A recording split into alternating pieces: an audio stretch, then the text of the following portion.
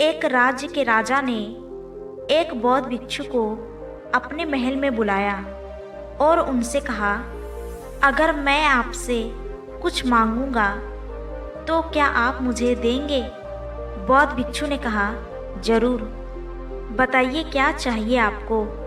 राजा ने कहा, क्या आप ये भिक्षा पात्र दे सकते हैं? बौद्ध भिक्षु बिना कोई प्रश्न किए अपने भिक्षा पात्र को राजा के हाथों में दे दिया। उनके कपड़ों के अलावा ये एकमात्र सांसारिक वस्तु थी, इसीलिए उन्होंने बिना कुछ सोचे राजा को दे दिया था। राजा ने बदले में बौद्ध भिक्षु को एक सोने का कटोरा दिया जिसमें चारों तरफ मोती जड़े हुए थे। बौद्ध भिक्षु ने उस कटोरे को हाथ में लिया और जंगल में बनी अपनी कुटिया की तरफ चलने लगे। वे रास्ते से गुजर ही रहे थे कि चोर ने उनके हाथों में वह कीमती सोने का कटोरा देख लिया और उनका पीछा करने लगा। बौद्ध भिक्षु ने महसूस कर लिया था कि एक चोर उनका पीछा कर रहा है। उन्होंने सोचा कि इस सोने के कटोरे की वजह से वह चोर उनके मानसिक शांति को खराब करेगा, साथ ही उस चोर को इस कटोरे को चुराने के लिए काफ़ी मेहनत करनी पड़ेगी। इसीलिए ये कटोरा वह चोर को ही दे देना चाहिए। बौद्ध भिक्षु अपनी कुटिया के द्वार पर पहुंच गए तो उन्होंने उस कटोरे को कुटिया के बाहर ही फेंक दिया और चुपचाप कुटिया के अंदर चले गए। चोर एक पेड़ के पीछे छिपा ये सब देख रहा था। जब उसने देखा कि बौद्ध भिक्षु ने सोने का कटोरा कुटिया के बाहर ही फेंक दिया है तो उसने सोचा, जरूर इस बौद्ध भिक्षु की कुटिया में इससे भी कई ज़्यादा कीमती धन छुपा होगा। इसीलिए तो उसे इस सोने के कटोरे की कोई परवाह नहीं। यह सोचकर वह चोर कुटिया के अंदर जाता है। कुटिया के अंदर में बौद्ध भिक्षु ध्यान में लीन होते हैं। वो चुपचाप दबे पांव कुटिया के अंदर आता है और चारों तरफ देखने लगता है, लेकिन कुटिया तो एकदम खाली थी। यह देखकर वह चोर और भी ज़्यादा आश्चर्यचकित हो जाता है और सोचने लगता है, जब इस भिक्षु के पास कुछ भी नहीं है तो उसने उस सोने के कटोरे को कुटिया के बाहर ही क्यों फेंक दिया? फिर उसने खुद से कहा, इससे मुझे क्या?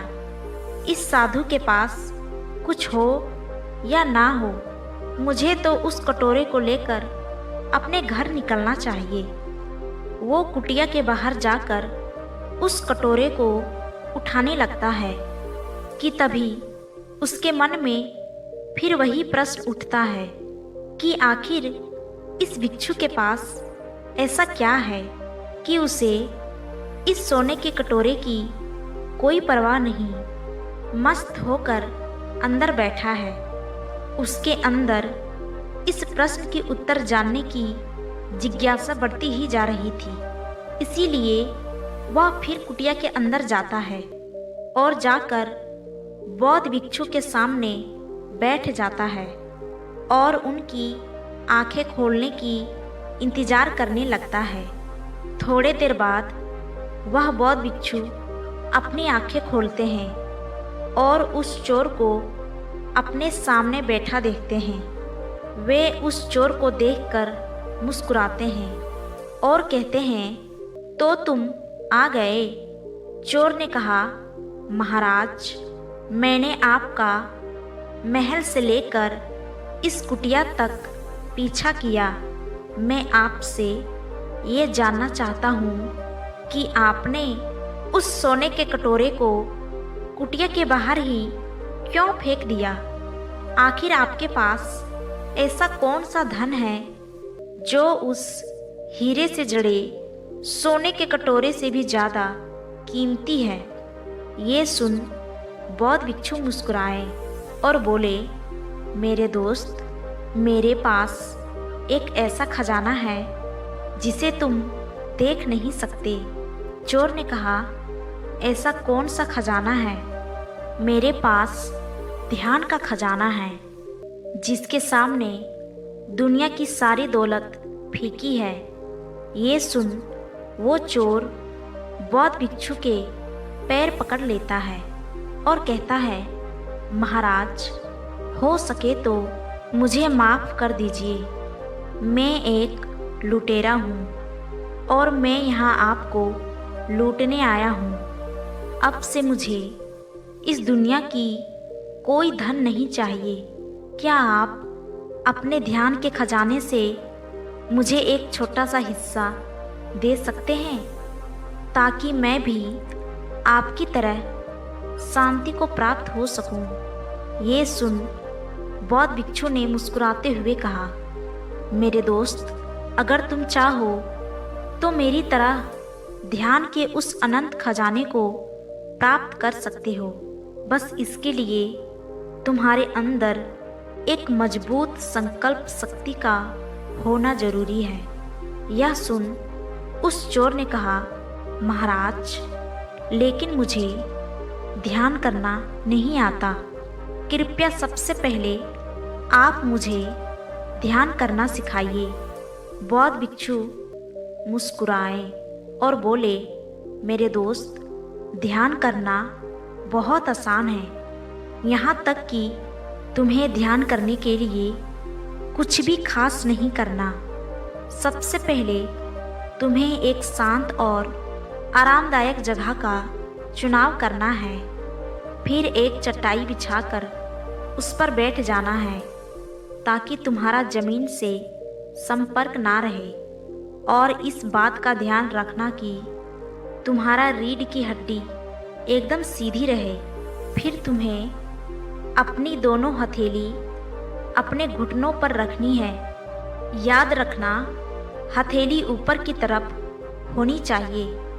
अब तुम्हें अपनी आंखें बंद कर लेनी है और लंबी व गहरी सांसें लेनी है। कोशिश करना कि जब तुम सांस लो तो तुम्हारा पेट सांसों के साथ ही अंदर और बाहर हो। इससे सांसें लंबी और गहरी होती है। इसके बाद धीरे धीरे अपनी सांसों को सामान्य अवस्था में आने दो और हर एक आती जाती सांस पर अपना ध्यान केंद्रित करो। कोशिश करो कि तुम सांस के आने जाने रोकने हर एक अवस्था को महसूस कर सको। एक भी सांस तुम्हारे महसूस के बिना नहीं गुजरनी चाहिए।